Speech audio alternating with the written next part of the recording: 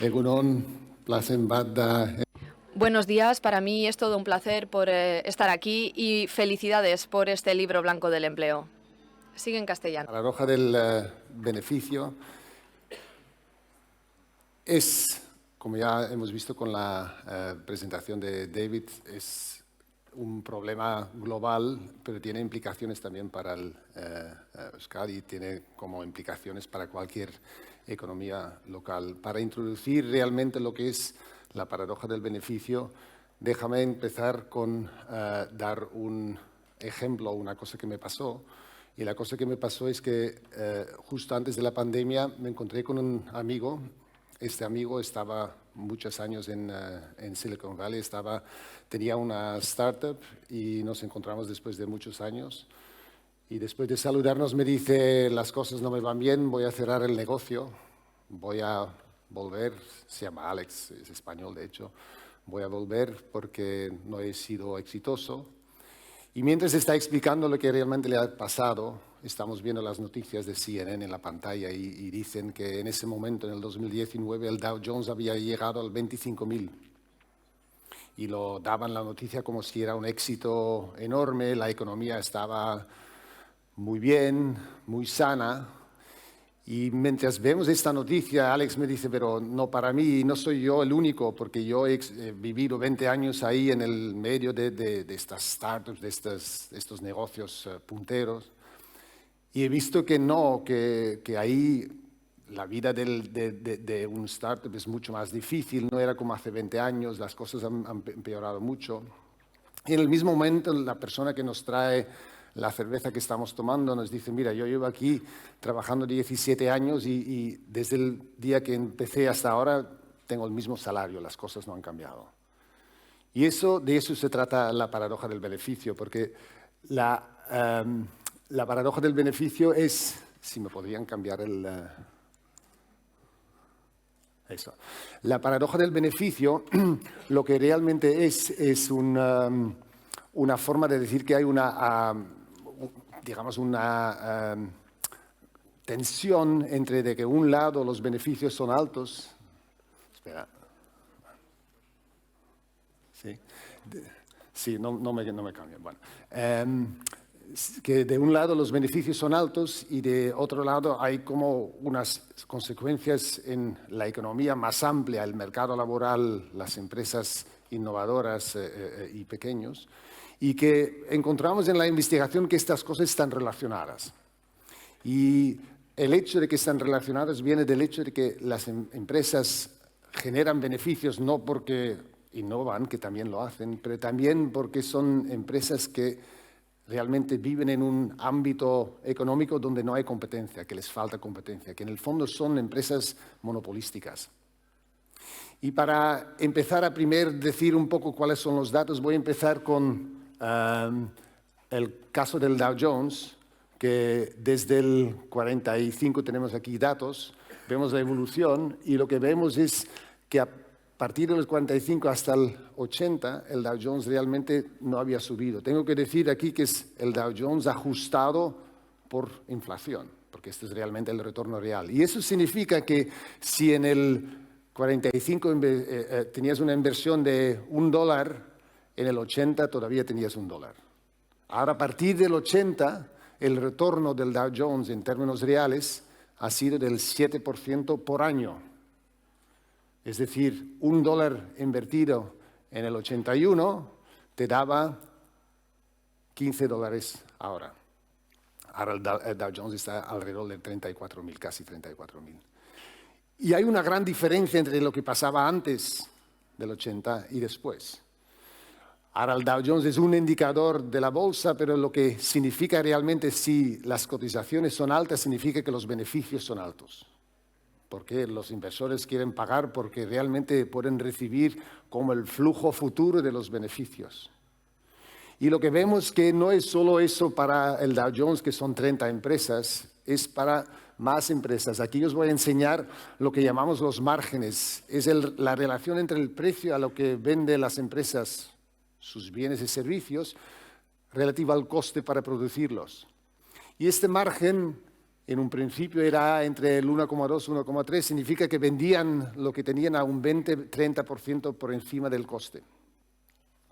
Lo que ha pasado con estos márgenes hasta los 80 se quedaba en este rango y a partir de los 80 los márgenes se han ido muy por arriba hasta el 60% por encima del coste. Esta es otra forma de ver lo que está pasando con, digamos, estos beneficios de las empresas. Ahora, tengo que insistir, eso no es para todas las empresas. Eso es para las empresas, digamos, que son las más grandes, son pocas en realidad.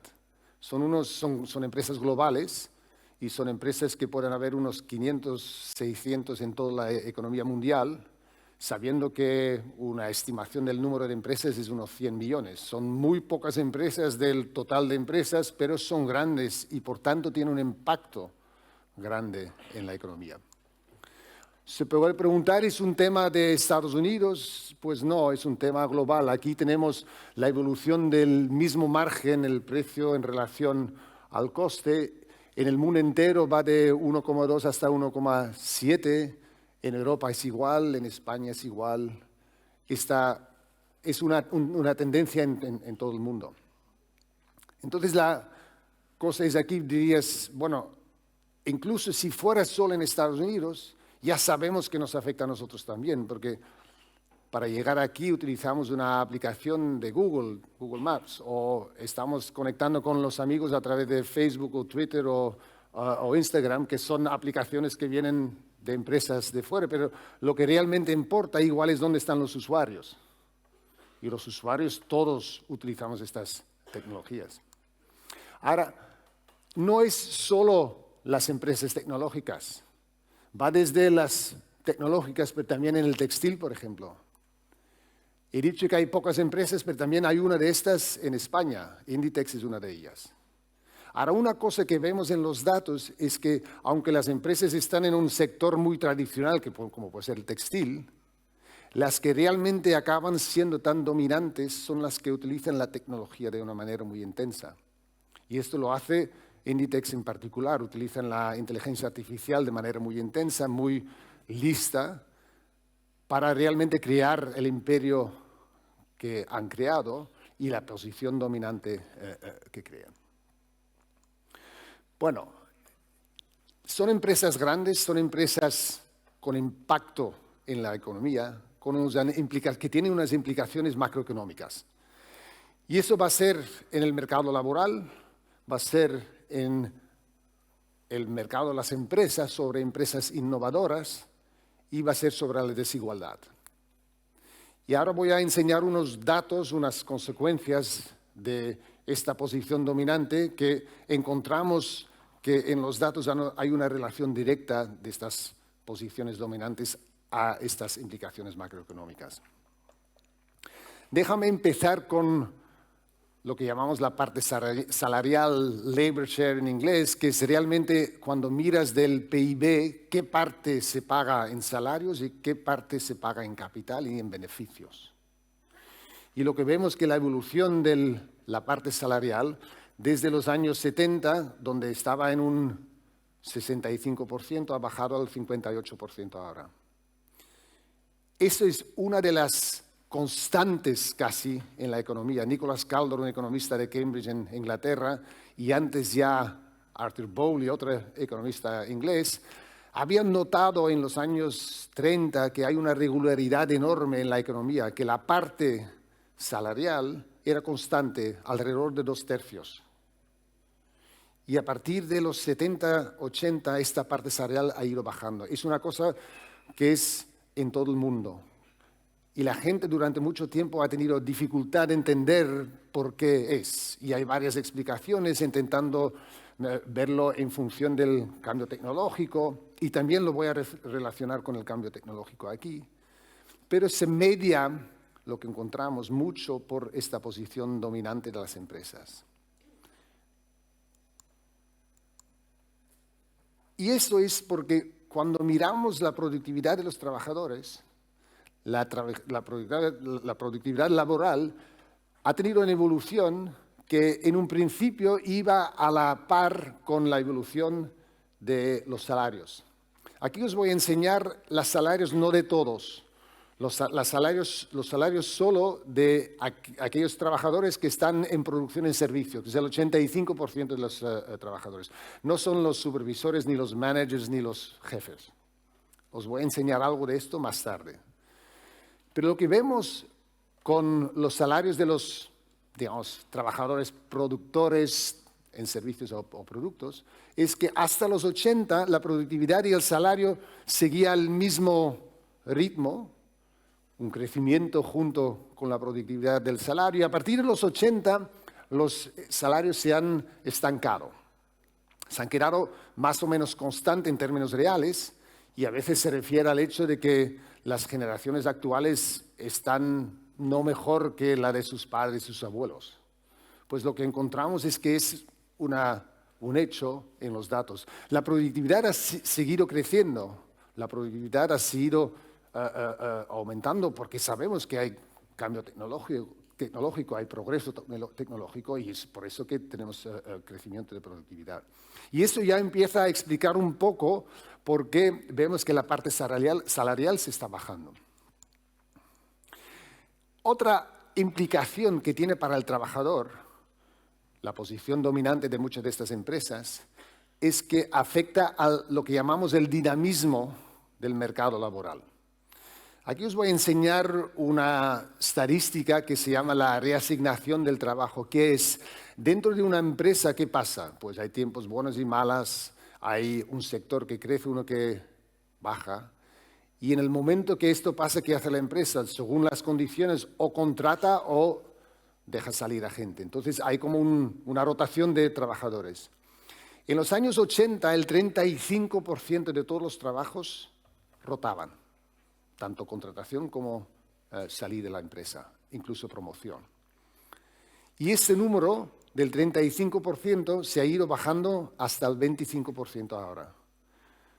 Hay un economista en Estados Unidos, John Haldeman, que lleva 15, 20 años mirando este dato y está muy preocupado. Encontramos que hay una relación otra vez directa entre la posición dominante de las empresas grandes y esta estadística, la reasignación del trabajo, el dinamismo del negocio. ¿Y por qué es? Porque hay una cosa que se llama el incomplete pass-through, el pasar de las, digamos, variaciones tecnológicas o de la demanda a la que se enfrenta la empresa en lo que es el trabajo. Y sabemos cuando hay más posiciones monopolísticas de las empresas, este traspaso, este incomplete pass-through es más grande. Y esto, digamos, genera una, digamos, reducción en este dinamismo en el mercado laboral.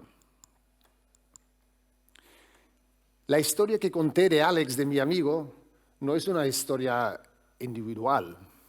Uno podría decir que cualquier startup tiene una probabilidad de no tener éxito. De eso se trata. Son negocios muy arriesgados.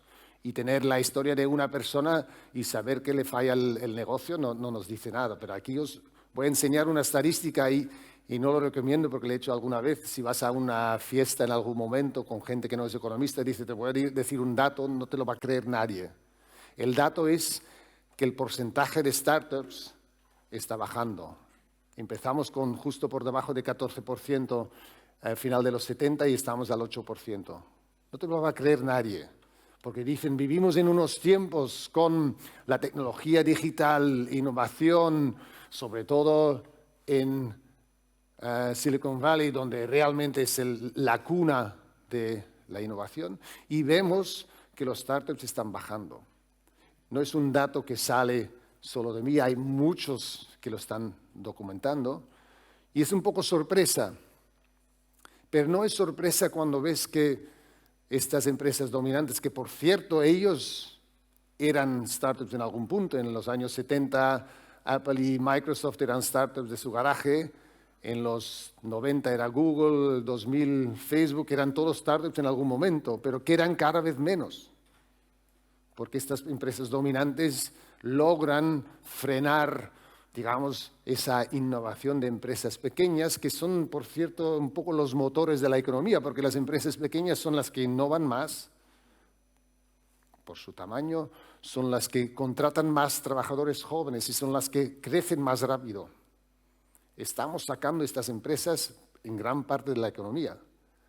No es que hay un Dios que las saca, son los mecanismos del mercado que los están sacando, pero son los mecanismos por la posición dominante de muchas de estas grandes empresas. Decía que una de las implicaciones también es la desigualdad.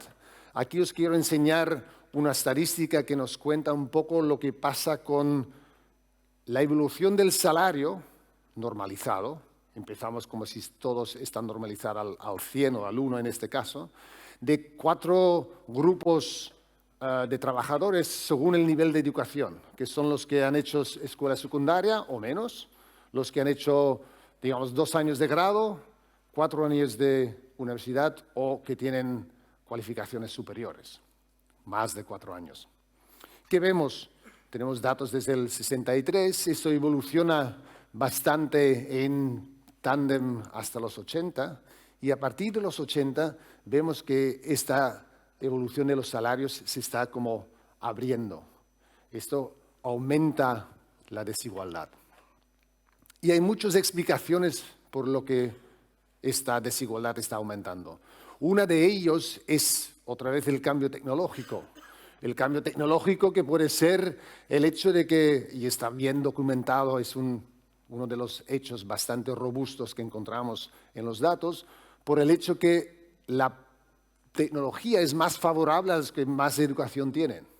Piensa que alguien quien limpia, por ejemplo, bueno, la tecnología les puede ayudar un poco, en el sentido que pueden utilizar un teléfono quizás para coordinarse mejor, pero ya puedes imaginarte que alguien que está escribiendo código en Python que le va a ayudar mucho más la nueva tecnología que la persona que limpia. Por lo tanto, el auge de estas nuevas tecnologías tiene un efecto, un impacto mucho más grande para los que han hecho estudios superiores que para los que no los han hecho.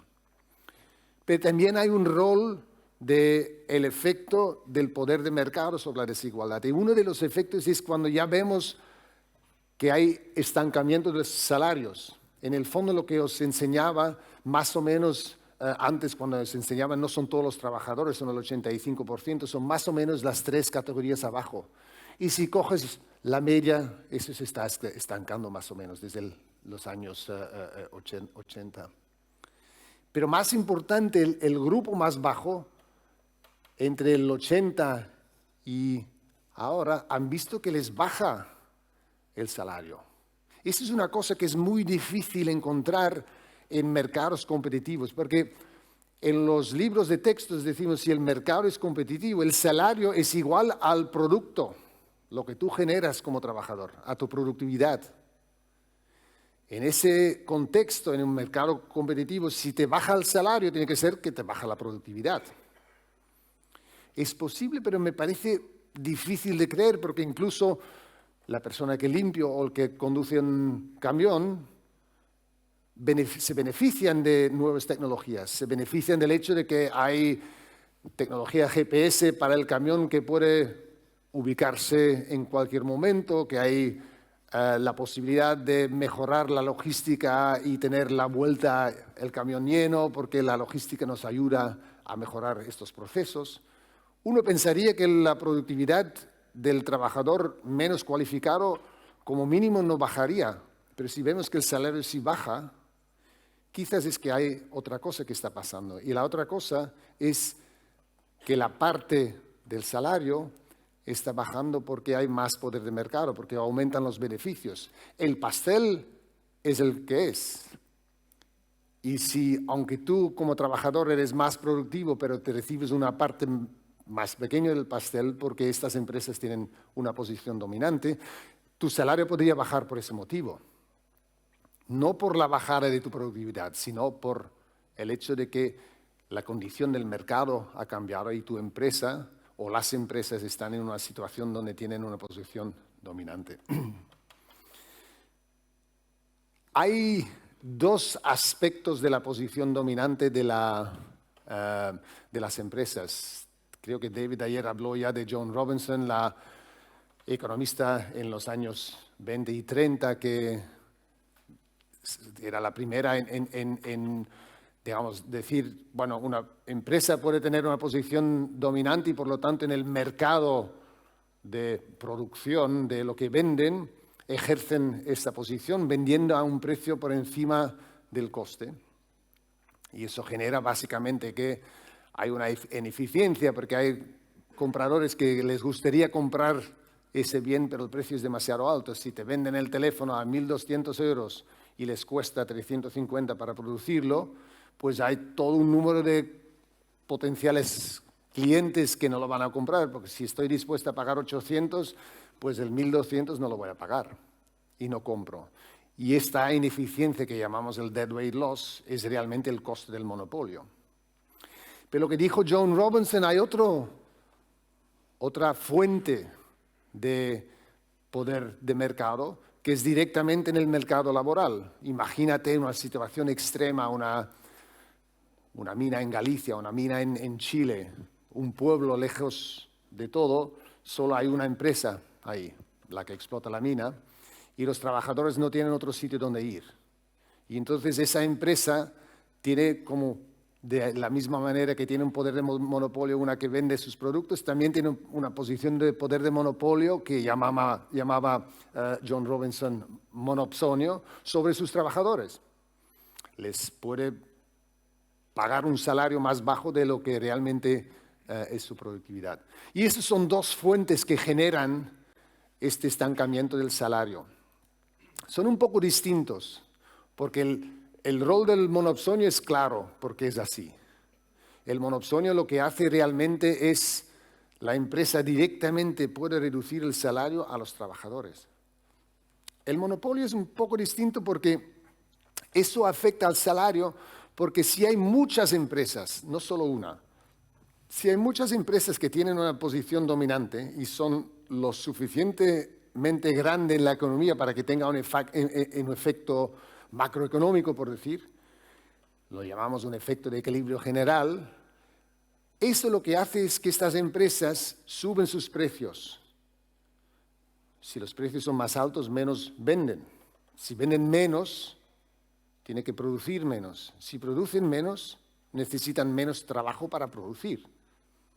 Dirás, el teléfono se produce en Taiwán, sí, pero todo el servicio del call center, todo el servicio de ayuda al cliente, todo el servicio de los apps de programación que las empresas que están al lado, que están relacionadas con este producto. Digamos, demanda de trabajo derivada de este producto. El punto es, la demanda de trabajo se reduce y por lo tanto bajan los salarios.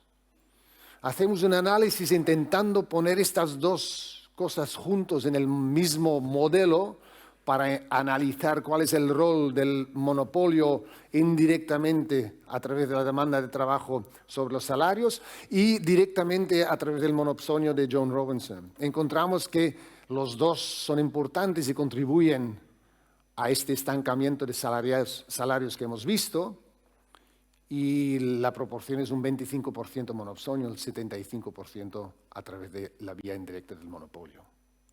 Estos son los mecanismos. He dicho que os iba a enseñar también un dato sobre la desigualdad, pero a través de salarios de ejecutivos. Estos son los ejecutivos más altos, los CEO.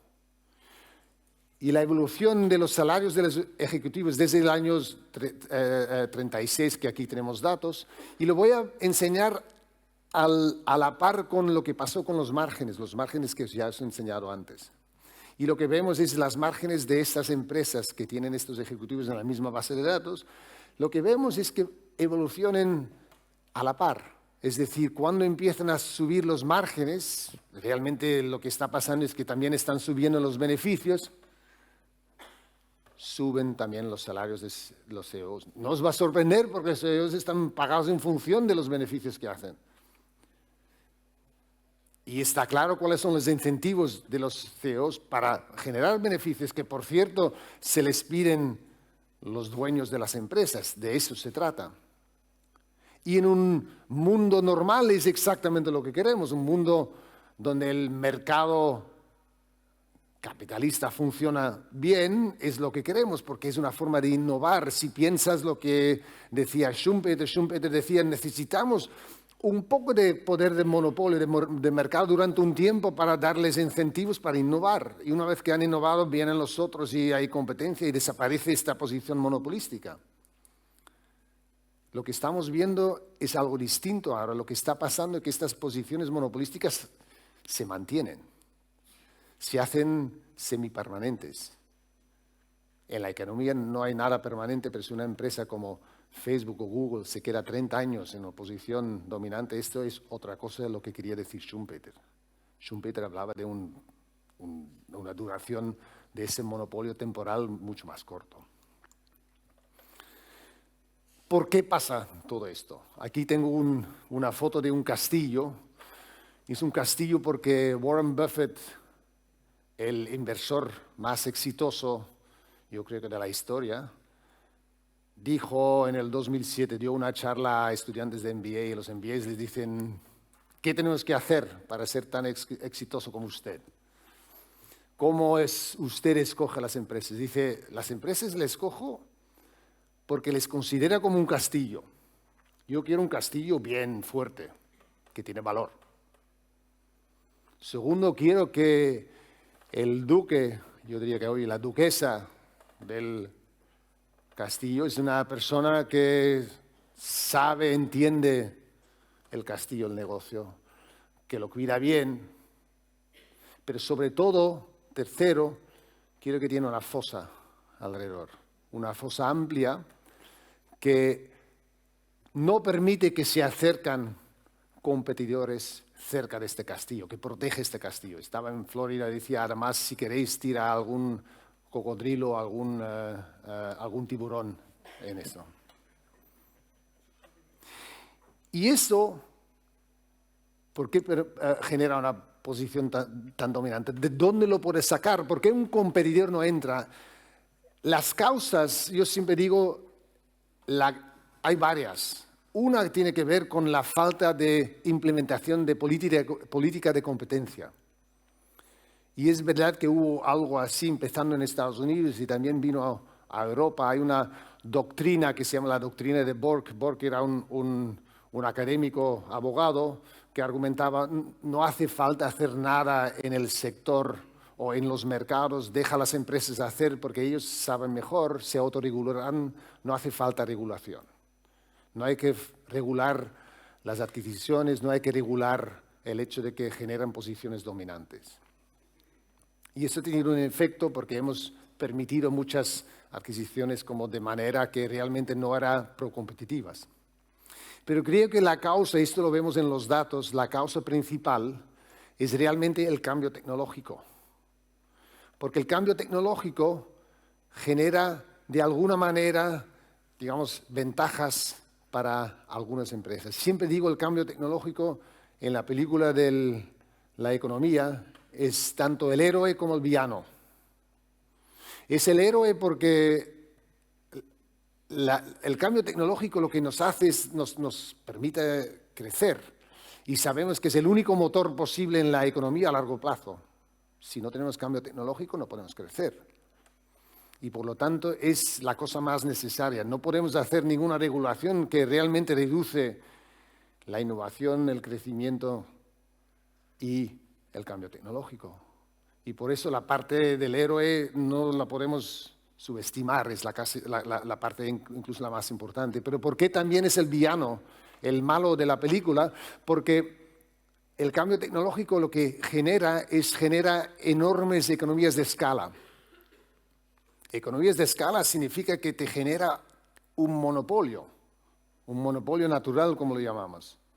De la misma manera que una vía de tren requiere una inversión enorme y que no tiene ningún sentido competir con dos vías de trenes paralelas.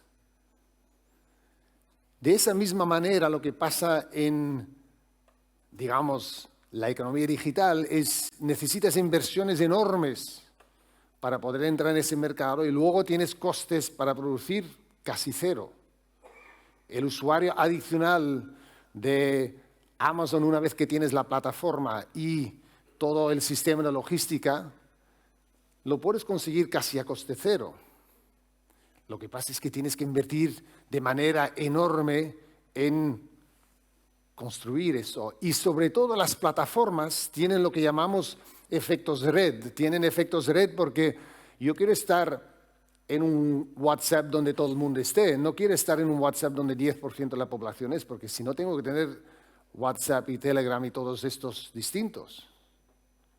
De la misma manera que quiero estar en una red social donde todo el mundo esté. El valor de estos bienes con efectos de red es el más alto si más grande es la red. Si quiero comprar algo en eBay, quiero estar donde están todos los vendedores. Si quiero vender, quiero estar donde están todos los compradores. Quiero una red grande. Una red grande es un monopolio porque solo puede haber uno. No tiene sentido tener dos de estas plataformas en paralelo. Pero claro, si tenemos estas ventajas que nos gustan de la escala, que nos gusta el tamaño, también tenemos los costes, porque la persona o la empresa que es dueña de esta red, de esta empresa que tiene estas economías de escala, nos puede poner un precio que le beneficia a ellos sin tener que tener en cuenta lo que pasa con el miedo de perder el consumidor, porque no hay competencia. Porque no puede haber competencia de la misma manera que no puede haber competencia en el mercado para las vías de tren.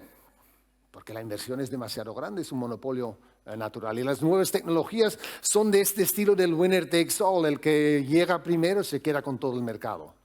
Compiten mucho para conseguir el mercado, compiten por el mercado, pero una vez que lo tienen no compiten en el mercado. Y es ahí que estamos pagando el precio, y es por ahí que vemos que ya no hay tanta startup, que ya no hay tanta innovación, porque ya han conseguido sus mercados, los han cimentado y consolidado. Y una tercera causa tiene que ver con la globalización, que obviamente genera unos cambios enormemente grandes en la economía porque nos permite, digamos, mover tanto bienes como servicios y información de manera muy rápida. Y esto es como otra forma de cambio tecnológico. ¿Qué hacen estas empresas? A la derecha veis ahí, digamos, parece un huevo, pero es lo que dibujó Jeff Bezos ¿cómo se dice? Una servilleta, un poco como Messi firmó para el Barça. Y me dicen, vi una presentación de Amazon intentando contratar a economistas que tienen un doctorado, y me dicen que en Amazon todo el mundo tiene que aprender eso, no hay nada que aprender, pero es la descripción del modelo de negocio. Lo voy a como reducir a la izquierda. Lo que se reduce es, tenemos que ser la empresa que máximamente reduce gastos. Y esto lo hace Amazon. Son muy exitosos en reducir gastos. Esto lo que genera es que puedes reducir el precio, porque entonces tú puedes reducir el precio que te permite captar una gran parte del mercado, pero la ventaja que tienes es, como eres el único que es tan eficiente, que tus costes son los más bajos, no tienes que bajar los precios tanto porque la competencia no te puede llegar. Y el resultado final es que sí que has bajado los precios, y por eso compramos todas las cosas por Amazon, porque son baratos y nos gusta el hecho que los traen a casa. Pero han bajado sus costes mucho más que los precios. Por lo tanto, los márgenes, recordaros, era precio sobre gasto. Los márgenes han subido. Y aquí claramente tenemos otra vez el héroe y el villano, porque queremos estos costes bajos. Pero lo que también queremos es que los precios se ajustan, que haya competencia en estos mercados. Calculamos que el coste económico como porcentaje del PIB es un 8%. Lo calculamos nosotros, hay varios otros que, digamos, cuantificamos cuán costoso es eso para la economía. Eso es un precio muy alto a pagar, digamos, y lo que podría ser mejor generando más competencia. Ahora la pregunta es, ¿qué podemos hacer? ¿Cuáles son las políticas que nos pueden ayudar a conseguir más competencia? Bueno, la primera cosa que decimos, digamos, casi la reacción intuitiva sería, bueno, impuestos. Y los impuestos nos van a ayudar a algo, sobre todo van a ayudar a redistribuir. Si tienes una empresa que genera muchos beneficios, imponiendo, lo que puedes hacer es, por ejemplo, reducir los impuestos sobre los salarios y entonces coger un poco más desde los beneficios. Te ayuda a redistribuir, puedes utilizarlo como una manera de, digamos, hacer menos presión sobre los impuestos de trabajo. Pero sabemos que con los impuestos no podemos resolver el problema de la falta de competencia. No es que porque tienes impuestos más altos a una empresa como Google o Apple que de repente ellos van a ser menos monopolísticas.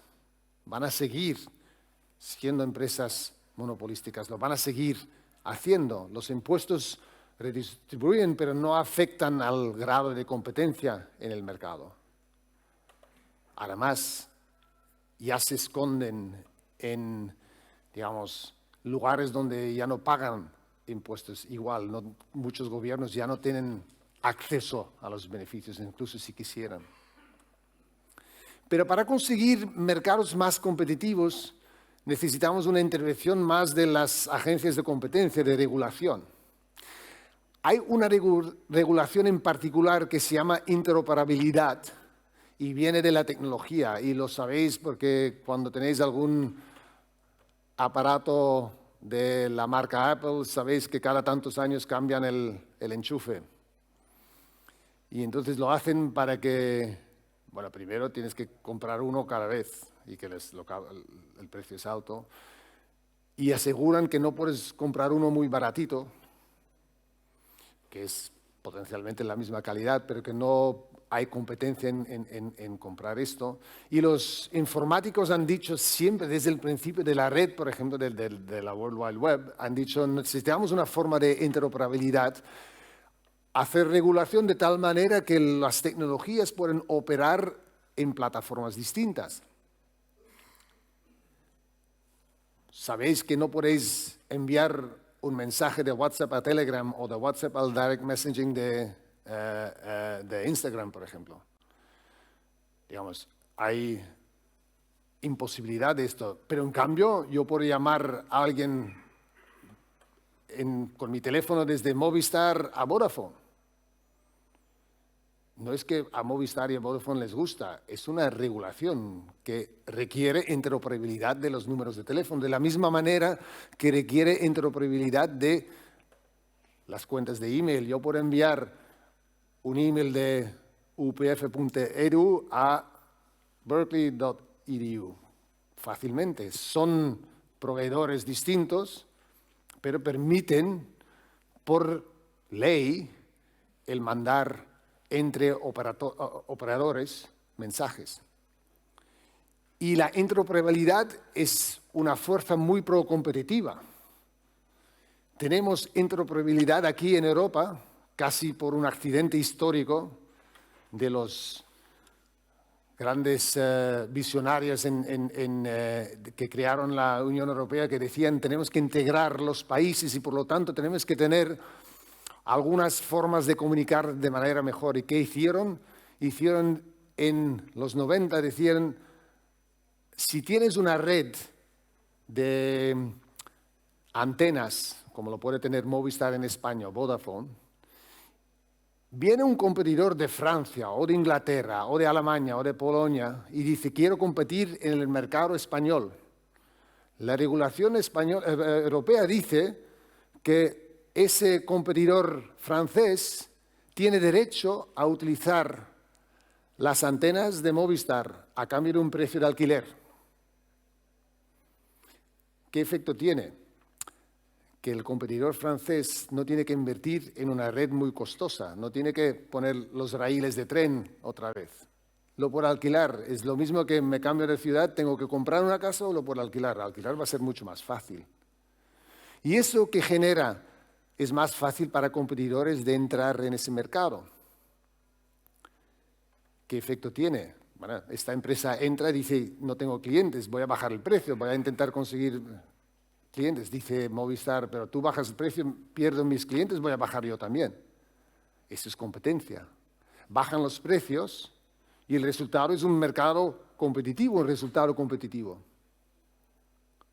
Mi plan de teléfono con Movistar, que no es el más barato en España, cuesta menos de la mitad que lo que cuesta en Estados Unidos con AT&T.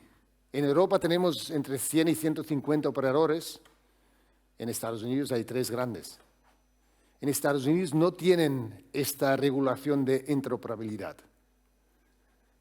Es una ley muy sencilla. Tienes que tener un regulador que supervise, tienes que tener un regulador que pone el precio de alquiler, que sea lo suficientemente alto para que el dueño de las redes tenga incentivos para mantenerlo bien, para invertir, pero no tan alto para que es prohibitivo para un nuevo competidor entrar en el mercado.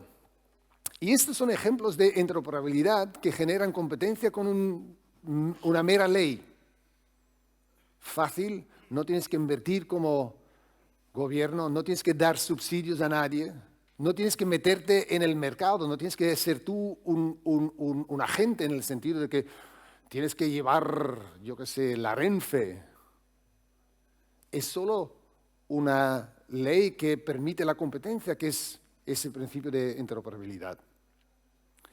Y últimamente, yo creo que la última cosa que también tenemos que hacer es tenemos que empezar a considerar esas empresas digitales o las tecnologías digitales de la misma manera que estamos tratando, por ejemplo, las energéticas o las compañías de telecomunicaciones, que son lo que llamamos en inglés utilities, que son empresas que están muy reguladas. Si no tenemos regulación en el mercado de las energías, los precios van por todos los sitios. Lo hemos visto en Texas hace 2 años, una nevada grande es el mercado más desregulado que conocemos en energías y no tienen muchas veces nieve ahí y subió el precio por un factor 1400. Claro, de alguna manera sabemos que son monopolios como mínimo locales, pero son monopolios las empresas que son las energéticas y por eso están tan reguladas. Y tenemos que empezar a ver también las empresas digitales como empresas que son realmente monopolios y por tanto necesitan su regulación para conseguir que haya competencia dentro de ese mundo. Importante para poder hacer esto es que haya más recursos. Si miramos, yo siempre hago la comparación entre lo que pasa para controlar la inflación. Hay un estudio famoso por el economista Bob Lucas que calculó hace años ya cuál es el coste de la inflación. Y él dice el coste de la inflación es como 0,5% del PIB. ¿Por qué? Porque las inversiones se afectan con las expectativas, es otra historia, pero es 0,5% del PIB. ¿Qué gastamos? Y es similar en Estados Unidos como en Europa, porque en el fondo la población es muy similar. ¿Qué gastamos para tener el sistema del Banco Federal o el ECB?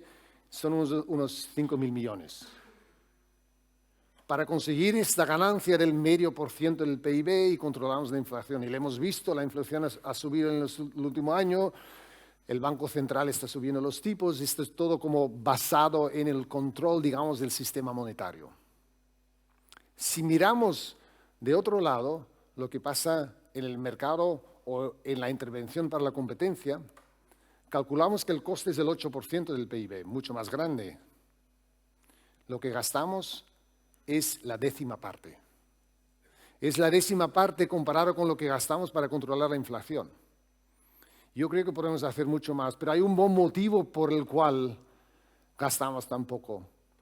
El mundo de la empresa está de acuerdo de controlar la inflación. La inflación genera incertidumbre, es mala para la economía, es mala para todo el mundo. Lo queremos sacar del ciclo político porque el político tiene un interés en, digamos, inflar la economía justo antes de las elecciones porque esto da la impresión que todo va bien y luego obviamente 2 meses después de las elecciones vemos en los precios. Y por lo tanto el mundo empresarial dice hagamos un banco central independiente. es un poco distinto en el mundo de la competencia, porque el mundo de la competencia es, si intervienes, hay algunas empresas, y solo son pocas, que tienen muy grandes beneficios que salen de esto. Y quiero venir con eso al último punto. Hay un círculo vicioso entre el poder de mercado, el poder económico de un lado y el poder político. Porque si yo soy una empresa con poder de mercado, esto me genera beneficios. Yo puedo utilizar esos beneficios para influenciar la política a través del lobby. Y esas influencias políticas me dan una regulación favorable, y esta regulación favorable me da más poder de mercado, porque precisamente lo que hace esta regulación es, bueno, no te vamos a tocar el mercado. No vamos a tocar tu mercado de manera de que vas a perder esta posición dominante. No vamos a hacer esto de la interoperabilidad. Puedes estar seguro que AT&T está gastando mucho dinero en el Congreso y los políticos en Estados Unidos para evitar que tienen la misma regla de interoperabilidad. Porque si les ponen la misma regla que en Europa, van a bajar sus beneficios y no tienen el interés para hacerlo. Dirás, ¿qué significa esto para Euskadi? ¿Es distinto aquí? Yo creo que es un problema, un tema global, afecta a todas las economías, a todos los usuarios, a todos los trabajadores, a todas las empresas pequeñas, innovadoras, incluso las más grandes. Si no eres una de estas dominantes, te afecta. Lo que escucho cada vez más es empresarios de empresas medianas e incluso más grandes dicen, es que no podemos con estos gigantes. Nos están matando. Y lo que vemos en la distribución de los beneficios, aunque los beneficios suben de promedio, suben mucho por algunos y muy poco por otros, e incluso son peor ahora para muchas empresas. Entonces no es solo un tema de que es el mundo empresarial contra el trabajador. No, es el mundo empresarial entre sí tiene también intereses muy opuestos. Y eso implica también el mundo empresarial en el País Vasco y obviamente también el trabajador en cualquier sitio. No es la primera vez, obviamente, que esto pasa. Ya he hablado de las vías de tren, el cambio tecnológico del 1900, que era transporte en tren, telefonía que empezaba, el petróleo, la electricidad, que eran nuevas tecnologías como muy industriales, muy diferente de lo digital, pero tenía alguna cosa en común que ya al que he hecho alusión, el hecho de que requiere una inversión muy alta, un coste fijo muy alto y luego un coste de producción relativamente bajo que te genera un monopolio. Hemos tardado mucho en regular estas industrias. De hecho, de manera un poco cínica, hemos necesitado 2 guerras mundiales y una gran recesión del 29-30 como para arreglar esto. Yo creo que no tenemos que esperar a una situación como esta. Y yo creo que sabemos cómo solucionarlo. Hay esperanza en el sentido de que sabemos cuáles son las políticas que nos generan competencia. Sabemos que los podemos implementar. También sabemos que estas empresas no están muy a favor de estas políticas porque se les reducen los beneficios. Pero los consumidores, los trabajadores, los empresarios de empresas que no son las dominantes, todos benefician de esto. Y la sociedad en general también, porque si miramos el efecto total sobre la economía es el 8% del PIB. Por lo tanto, creo que sí que hay esperanza, pero no podemos esperar demasiado tiempo. Muchísimas gracias.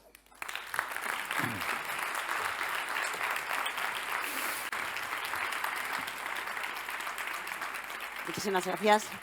Vamos a aprovechar estos últimos minutos para trasladarle un par de cuestiones. Agradezco mucho que haya terminado con este mensaje de esperanza, porque yo venía pensando que me parecía bastante demoledor, incluso deprimente, el diagnóstico del libro, porque realmente vemos que, que el poder de estas grandes compañías es un factor tan determinante que resulta difícil imaginar la manera de hacerle frente. Me gustaría conocer su opinión sobre si hay un tamaño óptimo. Estas empresas tan grandes que pueden llegar a ahogar, ¿no?, como nos contaba en el caso incluso de su amigo, que pueden llegar a ahogar la subsistencia de otras más pequeñas. ¿Hay un tamaño óptimo de empresa que sí, por un lado, genere los beneficios en el mercado de una compañía grande, sin ahogar, sin estrangular la posibilidad de innovación, de generar puestos de trabajo razonables, bien pagados, acordes a las expectativas de lo que estamos hablando? Digo porque también, claro, Euskadi precisamente es un territorio en el que contamos con muchas pequeñas empresas y no sé hasta qué punto esto nos deja en medio de esta paradoja sin vía de salida. Sí, hay un tamaño óptimo. Obviamente no es fácil saber cuál es.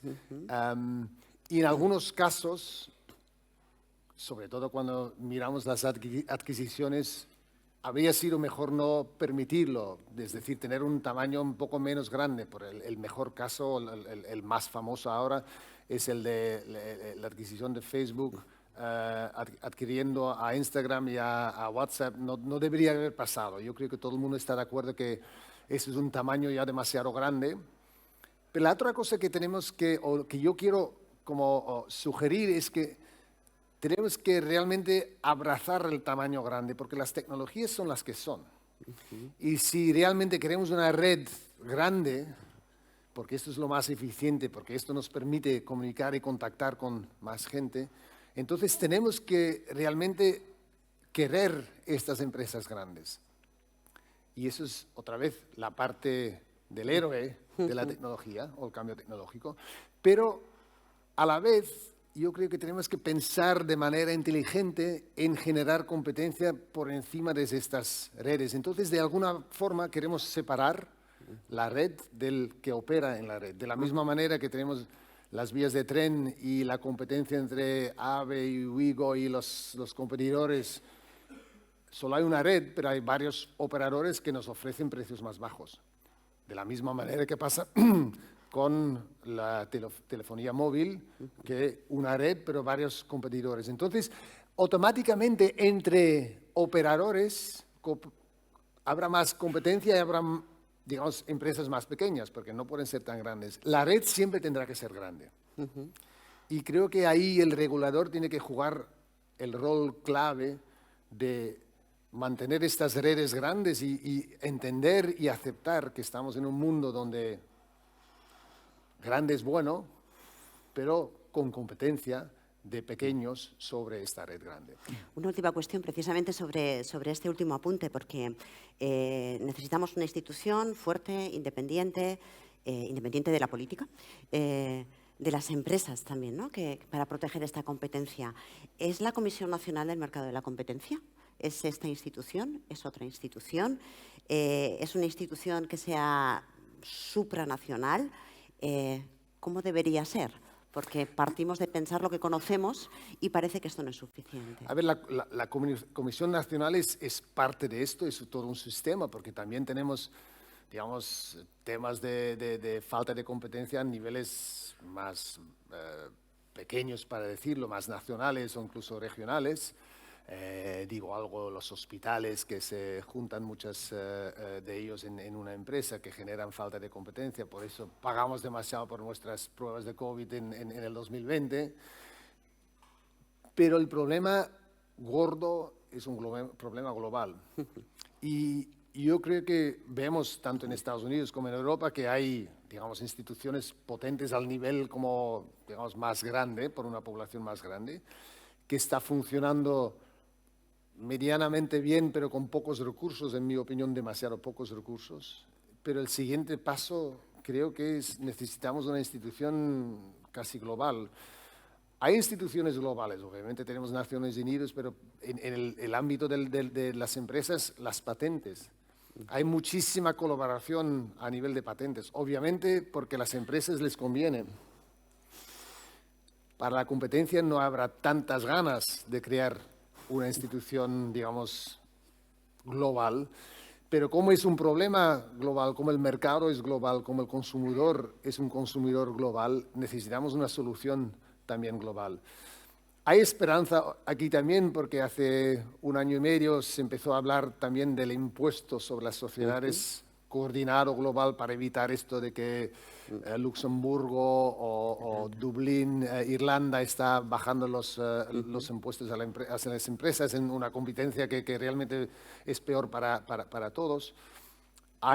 Ya se habla de coordinación en este ámbito y yo creo que también por haber coordinación en el ámbito de la competencia, lo que se ve mucho en este momento, hay regulación nueva en la Comisión Europea, hay mucho interés del lado de Estados Unidos como para ver cómo funciona, quizás también para ver si funciona o no, pero hay bastante coordinación en entender. Luego es un tema político, si pasa.